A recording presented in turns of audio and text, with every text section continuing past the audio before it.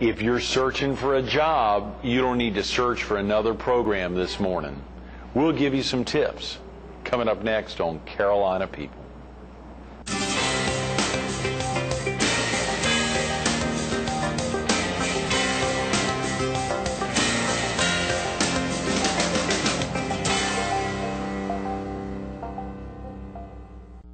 Good morning. Welcome to Carolina People. This morning we're at the Ashby Ward Welcome Center of the Myrtle Beach Area Chamber of Commerce. Summer has begun and we're focused on jobs, and we're visiting with the Human Resources Manager for Site Tech Systems and an instructor at Coastal Carolina University, Jared Lazear. Good morning, Jared. Good morning, Greg. Thanks for having me on this morning. Thanks so much for coming in. That feels Absolutely. like a baseball player's hand there. I saw on your bio there that you spent some time as a baseball player. I did. Played it for about 14 years of my life. Is that right? Absolutely. Wow. Do you still get out there and play a little bit, or every now and again? Help? Get out and hit a little few. Go to the batting cages every now and again. Kind of relive a little bit of the glory days. Is that the glory days? Oh, yes. I love it. Yeah. Oh, yeah. So you were a big player then. Oh yeah.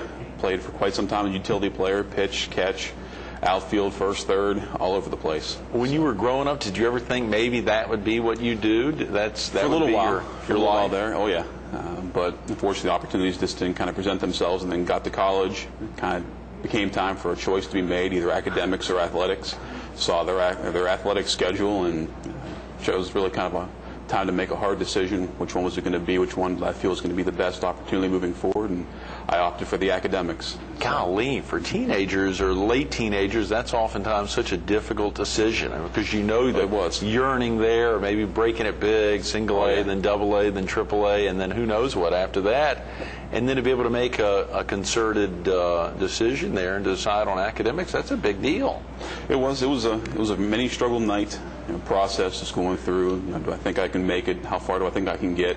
Which one do I really see the more the better opportunity as a future with? And right. After a couple of weeks of a lot of praying and decision making, went ahead and went for the education. Listen to that. That's a big deal. Who advised you the most during that time? Can you think back? Was it a parent or was Parents. it really? My mom and my dad. Yeah, had many conversations with them at night, and my dad especially just kind of going out and just tossing the ball around back and forth and kind of asking him his opinions on him and kind of giving him my take on things, and just having some great father-son bonding time and doing that. And had he been a ball player as well? He did. He played for a little while growing up through high school, and right. For some, but. You've got a brother as well. Did he play? He played as well. Is that right? Yes, he was actually much better than I was at it, without a doubt.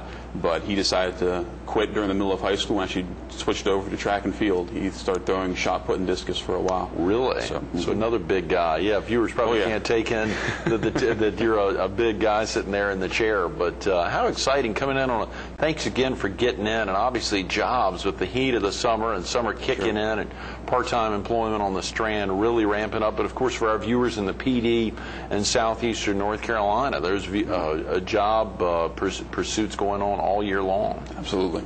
Summertime's always, the beginning of the summer is always a very big time. You can't drive down the road 2 miles without seeing help wanted signs everywhere. Right. So, are you originally from the area, Jared? No, actually I'm from the northern panhandle of West Virginia, about 40 miles west of Pittsburgh. Okay. So I grew up on the Ohio River most of my life. Of course, transferred down to Marshall and Huntington, so I grew up on the northern part of the river and then moved down to the southern part of the river. So I spent a good 18 years there, and then of course moved to Huntington, like I said, and went to Marshall for about 7 years getting my education, and then came to the beach in 2002. 7 years means you either were on a long-term plan or you did a little work postgraduate. You did some graduate work. Yeah, spent 4 years for undergraduate and then another couple of years for my master's degree, and stuck around, actually taught 2 years at Marshall. Is that right? Wow. What was that like teaching after having been a student there at the same school for 6+ years? Sure. The transition is a very unique experience, going from behind one of the smaller desks to up front looking at 40 or 50 people looking at you, and kind of hanging on what you're saying. It's a very unique transition, but it's one of the most rewarding experiences I think I've ever gone through. Really? Seeing somebody for the very first time who, a freshman coming in, they think they have a great grasp on the world and what everything's about. and being able to see something that they thought they knew from a different angle. You can see their world just expand just that much more, and the world opens up to them. It's just an amazing feeling just to be able to see that progress. That must be I mean, when we think about college students as they start, they're 18, 19, possibly even a little younger, sometimes 17 or even a little older, to be able to see that, as you say, where they think they've got it all together, and to have that change of mind, it must be amazing. It really is. It's probably the most rewarding points of being a teacher. Right. And you're still getting that now at Coastal Carolina University, the same kind of feel from students? Yeah. Absolutely. I have an intro class in the fall, which I have predominantly freshmen and sophomore. And in the spring, I teach introductory to industrial and organizational psychology, which is my background. Right. And I have mostly juniors and seniors. And so they're very two unique, dynamic groups. But you get a lot of benefit out of each one. The younger group, you get to see that new world kind of exploding open. And with the older students, you get to see some of their experiences and kind of get them prepared for the next step that they're about to take. Industrial and organizational psychology. Those are both pretty big words. All three of them are big words. Probably a lot of folks on a Wednesday morning, early in the morning, couldn't even try to spell any of those three. What is industrial and organizational psychology? Mainly what you're dealing with is the person in the workplace. When you start thinking about how much time you really spend at work and how much your day, you figure there's 24 hours in any given day. Right. 8 hours normally spent sleeping. It's supposed to be 8 hours at work, and then of course 8 hours for play or doing whatever it is you need to do with the remainder of your day. Yeah. You figure a third of your day is spent at the office or with people and either trying to get the most efficient work you can out of those productive 8 hours. Right. So you're dealing with things such as leadership, performance appraisal, job analysis, really trying to get organizational structure, organizational culture, trying to really make the most out of that 8 hours as best you can to give somebody a good life satisfaction because they do spend so much time with their work families. Sure. Golly, well, that is critical then. It is. So when folks take that class, do they know what they're getting into? Some have an idea, most don't. Really? Yeah. Some of the wonderful topics that, like I said, we're able to get into, especially when we get into the topics of selection, employment selection, and recruiting, and getting into some of the more leadership and management type situations. They think they have a good idea of what that is, but when you really start peeling it back and seeing what the many processes are to go into it, to really kind of do it right, it really becomes a very complex dance, if you will. So they really do seem to get some good enjoyment out of it. When you think back to your first day of teaching after you'd wrapped up your master's there at Marshall, and then you fast forward to the present, Jared, do you still get that same feeling in the classroom? Maybe a little bit of nervousness there, or something? Sure. In the first couple of days, usually that first time you walk in, when you're just meeting your class for the very first time, it is a little nervous because just with any situation, you're not sure what to expect. Right. But usually within the first 10 to 15 minutes, you're off and running. The class is responding well to you, and you're on your way. So oftentimes, I know when they talk to folks about public speaking, they try to get through that idea of everyone in the crowd is just happy they're not up there having to address the crowd. Yes. I'm sure in the same way there's probably a little bit of that in the classroom. They're thinking, oh my God, this guy must really know his stuff. We better listen to what he's saying. Or I'm taking a nap. Right? I'm sure that never happens. Yeah, I'm sure that never happens. When we think about jobs, of course we hear that word. We probably say it because it's easy to say, it's short to say. But there's another big word, career, oftentimes coming into play. What's the big difference, or is there a difference between job and career? Sure. The main difference between the two is really movement. A job is really a set of tasks performed at any given time. Now, when you start taking that into a movement type situation, being able to take on additional knowledge, additional skills, additional abilities, you're able to start moving up into higher echelons of responsibility with an organization. So you start moving within the same discipline in what you start with. Whereas a job, you're pretty much just stopped and you stay in just that one particular area. Right. Whereas a career, you start moving up to higher levels of responsibility. Okay, good. How about things that a job candidate should consider? Are there certain things that a job candidate should consider before beginning to fill out an application for a job, whether it's at Psych Tech Systems or just in the normal workplace? Absolutely. Probably one of the biggest things that people need to realize is that they think they're going for their first job or they're going for a job, and that's kind of the end result. What they don't realize is the job hunting process is your first job. It really is. You take on 4 jobs when you start looking for employment. Oh, wow. Absolutely. The first one you get into is research. You become a researcher. And this is really where you need to do the most of your work. You need to be able to go out there and really get into and learn about the company that you're potentially applying for. As we said, 8 to 10 hours of your day is potentially going to be spent at this particular place of employment. So it better be something that you really do enjoy. You're able to get a lot of life satisfaction out of it. If you don't do a lot of research on a company, really what you found is the job you're probably going to leave in 2 to 3 years. So you really need to be able to go in and really understand what the company's mission is, what their purpose in the community is, what they're really serving the community with. Because that's something that you really believe in and you can add to. The second aspect is becoming an analyst. You not only have to start analyzing the position, and they're called KSAs, knowledge, skills, and abilities. What are these 3 things that really you have to have in order to be able to be successful in this position? And not only do you have to do it for the job itself or the position that's being offered and figuring out what is it going to take for somebody to be successful in this position, but you also have to start analyzing yourself. What are my own strengths? What are my own weaknesses? What am I good at? What am I not good at? What do I like? What do I not like? And those are all okay. The third part is you have to start becoming a marketer. You have to start becoming a marketer. Yes, you have to start putting your package together because you're selling yourself. You're selling your skills. You're selling your services. Right. So you really have to become almost an entrepreneur because you have to start putting together a package to present to the world, saying, hey, this is me, this is what I'm good at, this is what I can serve you with. Right. So, and then once you finally get and that's usually your resumes and starting to get some networking done, then the third part is the one that scares everybody the most, and that's you have to become the sales agent. Ooh. You now have to go out and actually start marketing and start selling your skills and your abilities and your services to people. You really do. I mean, there's countless examples of people who have extremely high educations, but they have, they're very challenged when it comes to the people side of things and talking with people and being able to kind of sell themselves. And they find it very difficult in the job market because they are having a very difficult time kind of portraying what it is they'd be able to bring to that position. So the sales agent side is a very important part, very important part of it. But one of the most important things for people to realize, because most everybody says, I'm terrible at sales, or I'm great at sales. It's one or the other. There's very few in between. The people who feel that they're not very good at it, you have to keep in mind is they are the most knowledgeable source, or they have the most knowledge about the product that they're selling. Right. I mean, I know the most about you, and I know the most about myself, so you really are the best person to talk about your product and service because you know more about it than anybody. That's a great point.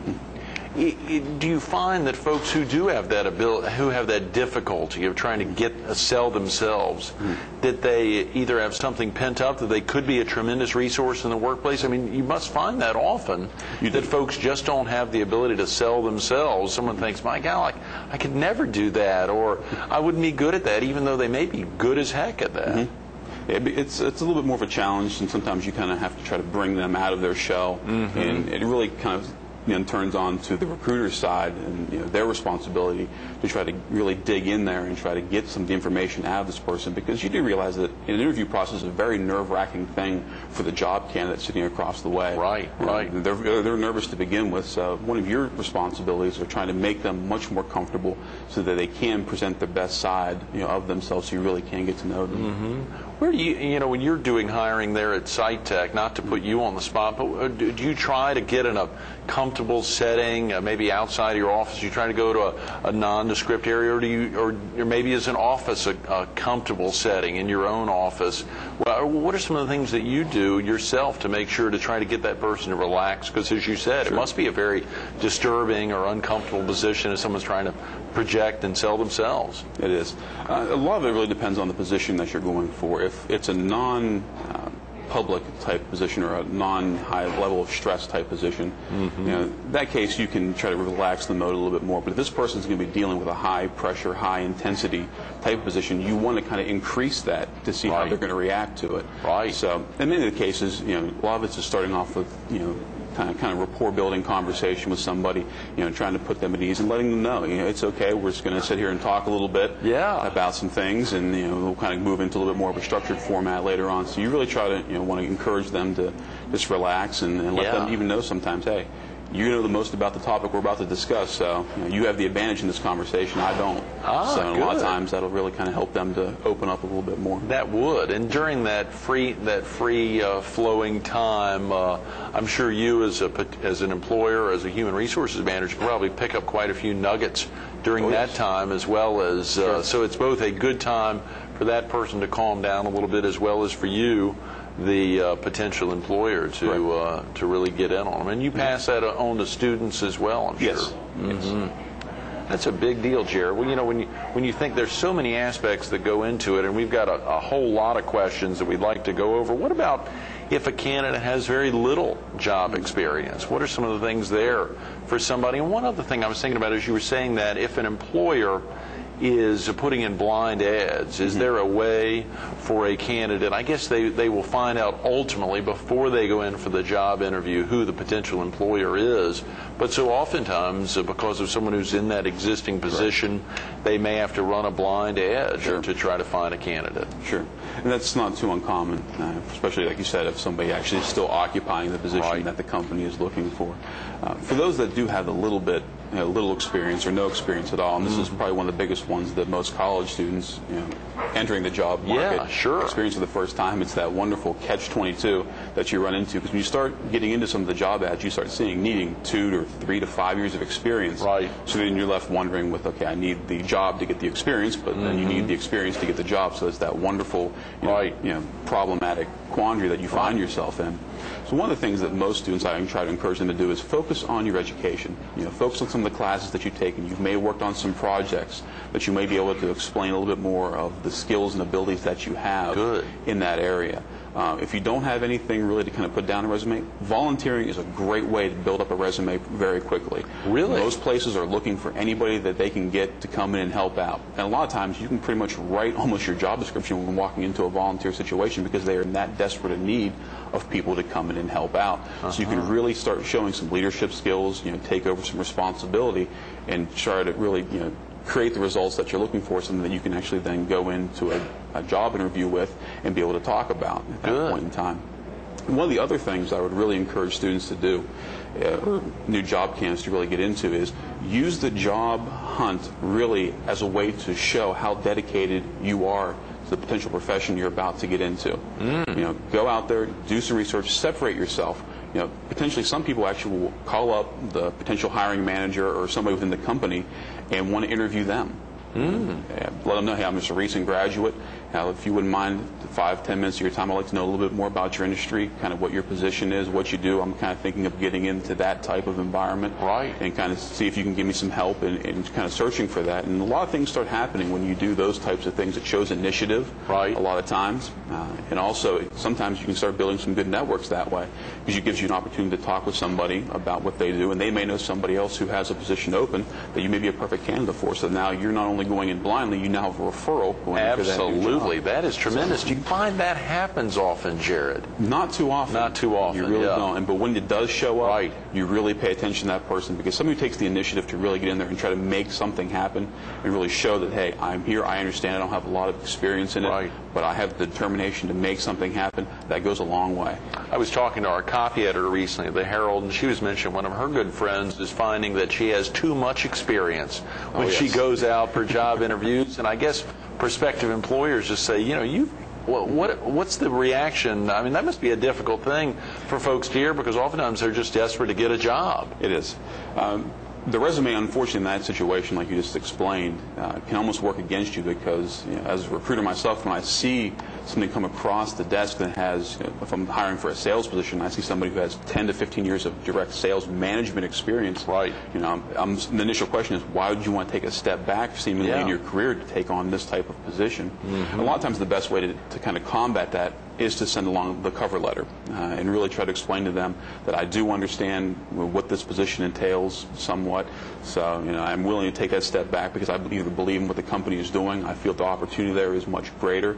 So therefore, I'm willing to take this kind of seemingly career step back to then move myself forward, because I think the opportunity is really what I'm looking for. So it kind of takes a little bit more of a sales mentality on somebody who has a little bit more experience to kind of try to convince the hiring manager that you're not just going to come in for a few months or a year or so and then get bored and then be gone. So, but it's easy to address it up front. That is very important, because obviously employers do not like that churn and burn that oftentimes can happen. We were hiring for a position recently and got, without a cover letter, someone who was making 3 times what that position was paying, and of course would have been leaving something. And it's very difficult as an employer to think, golly, that person could be tremendous, but at the same time it could just be they need a year off between doing what they're doing now and going to something else. So it's a very difficult position to be in. You're right.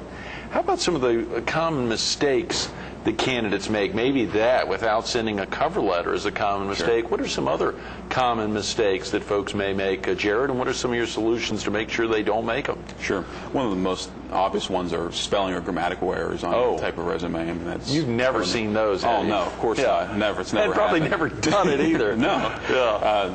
Always have somebody proofread your resume, go through it line by line, because really what this is your first professional piece you're handing into your potential employer. Oh, yeah. So, I mean, a lot of people just think it's just a couple pieces of paper with some words on it, telling a little bit about yourself, and that's it.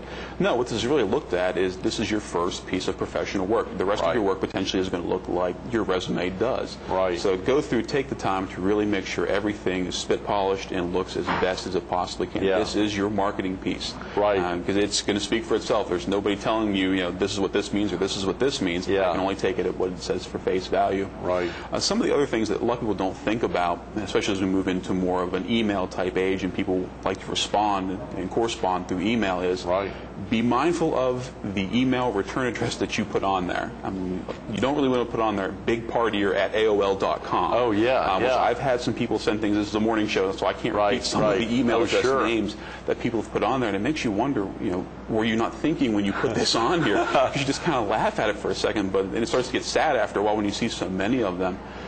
So be mindful of some of the return address things, and also make sure the address that you're putting on there is an accurate one. Yes. It's not good, especially if you have a telephone number on there that you call and you find out that it's been disconnected. That doesn't usually bode well in your favor. Well, yeah, sure. So for that, and also one of the other things a lot of people don't consider is the answering machine message that you have on your phone. Right. I've contacted a few people, and I'm looking for this is your kind of professional first experience I had with you. Right. And somebody sounds like they've just woken up after a 3-day bender. It just doesn't work very well, for that. So being mindful of somebody's going to be trying to contact you. Be prepared and be professional for that area. That is good. Not necessarily your cat on the phone answering or otherwise. Yes. That is great, Jared. When we think about, we've got about 3 minutes. I'm sorry, time is flying. Tips for interviews. Just a handful of key tips that viewers may want to think about, whether they're later in life and going into another career opportunity, or if they're just starting out, or even some of our students that may be at home and are college students now here in the summertime and may be at home or starting to think about summertime opportunities. Sure. Good firm handshake when you meet somebody. Let them know you're here. I'm ready to go. Right. Good professional grooming attire. Make sure for guys, nails, of course, clip, shoes. Sure. Always important. For ladies, your hair, makeup is done, but make sure everything's usually in a conservative manner, for that.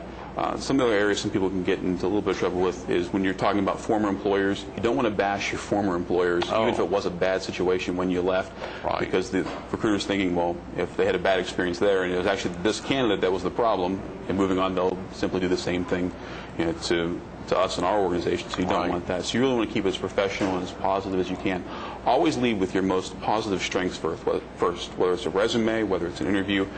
Talk about your best attributes first, because really what you start off with is really what's going to make that lasting impression. So lead off with the best information that you have about yourself, and really try to tailor make not only your resume but your interview to the specifics of the job.